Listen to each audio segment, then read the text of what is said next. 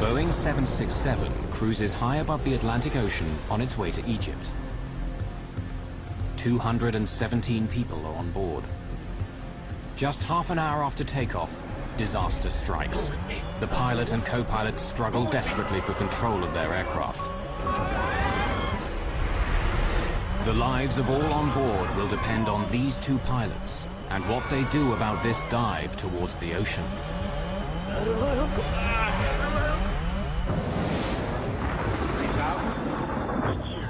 We're not getting any options. We have this terrain alarm. Aero Crew 603. We are in an emergency.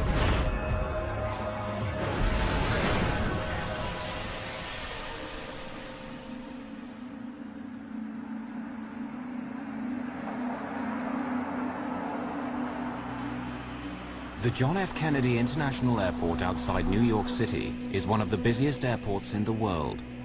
In 1999, nearly 32 million passengers fly in and out. More than 340,000 flights take off and land. Egypt Air Flight 990 is destined to be one of the most controversial ever to leave this airport. The fate of this flight challenges the strength of an international friendship between two allies and uncovers a hidden mechanical flaw in one of the world's most popular airliners. The FBI will become involved. We reviewed surveillance tapes to indicate whether or not anything unusual was loaded on that plane. Investigators in two countries developed two different theories. Was this a tragic accident or a terrible crime?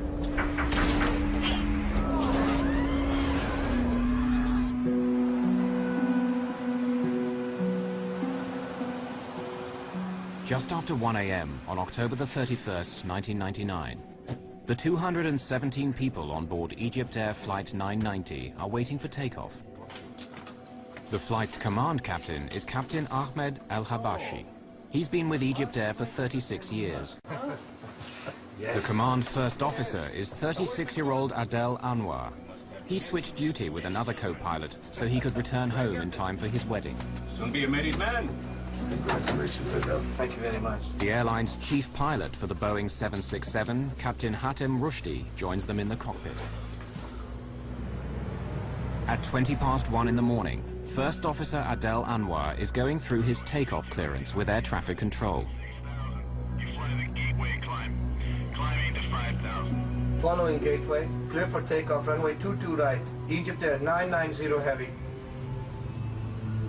Cabin crew advised. In the name of God, the merciful, the compassionate. Cabin crew, takeoff position. After an everyday blessing, the co-pilot assists the takeoff. For safety, both pilots push the throttles. On a flight of 10 hours, it's standard practice at Egypt Air to provide a relief crew to share the flying duties. The command crew takes off and lands. The relief crew flies the middle portion. Tonight, Captain Raouf Nur el-Din and First Officer Gamil el-Batouti are the relief crew. They will take over after the first 3 or 4 hours and fly the plane until shortly before Cairo. V1, rotate.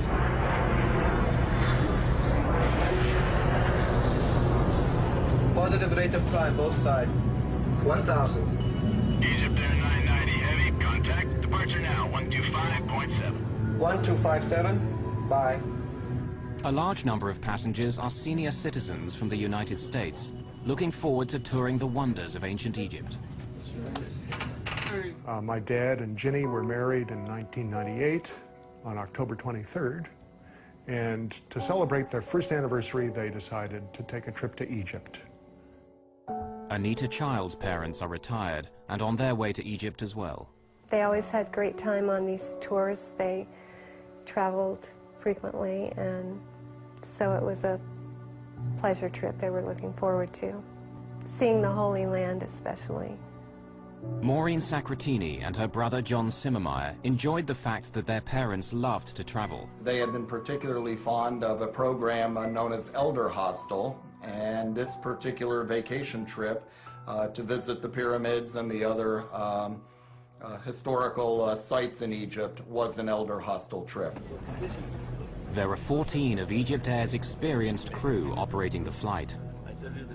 There are also 33 Egyptian military officers and pilots on board, returning after training with the American Armed Forces. Gamil El-Batouti used to be an Egyptian Air Force flight instructor. He's now one of the oldest first officers at Egypt Air. He's so much older than the other co-pilots that out of respect they call him Captain.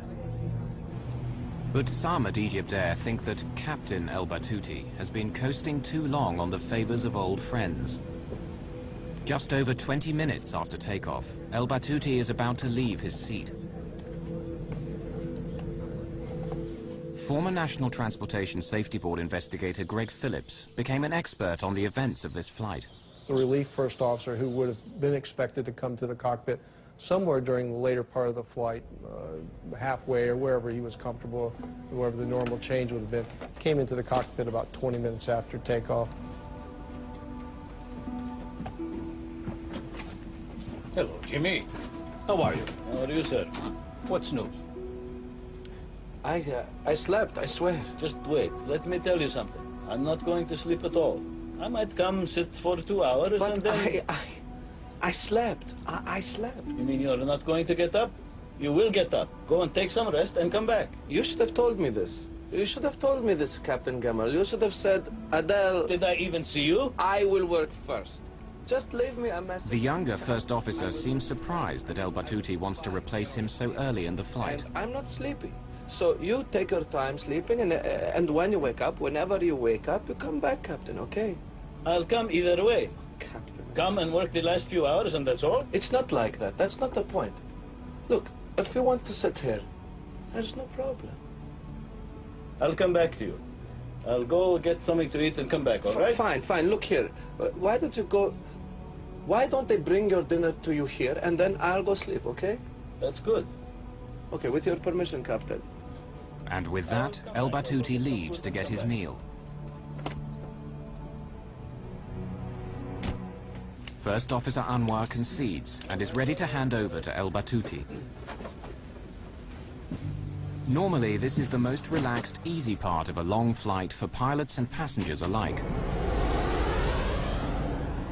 The highly automated aircraft systems will take care of the flying for several hours.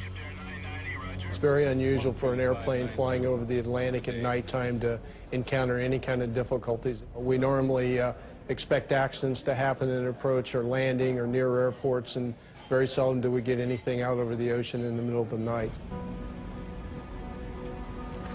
Excuse me, Jimmy, while I take a quick trip to the toilet. Go ahead, please. Before it gets crowded, while they're still eating, I'll be back to you.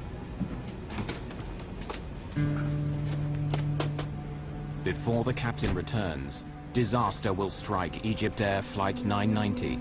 The fate of everyone on board will be in the hands of the co-pilot, the man who shouldn't be here in the first place.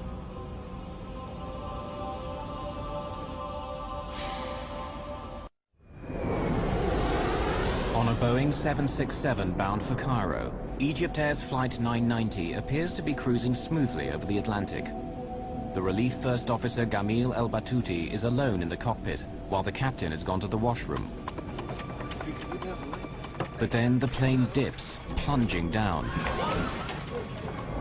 The nose pitches down, creating zero-G, weightlessness, throughout the aircraft. This airplane basically started at 1G, which is what we expect for level cruise flight. As you push the nose down, as if you would be cresting the top of a hill in a car at a high speed that drops away, you'd feel the airplane fall away from you, and you would start to feel a little light in the seat, and as the dive progressed, you would feel a little bit lighter yet. I rely on God. Whatever the first officer is intending, he says nothing except this phrase again and again. Captain El-Habashi fights the disorientation of zero gravity, desperately trying to return to the cockpit.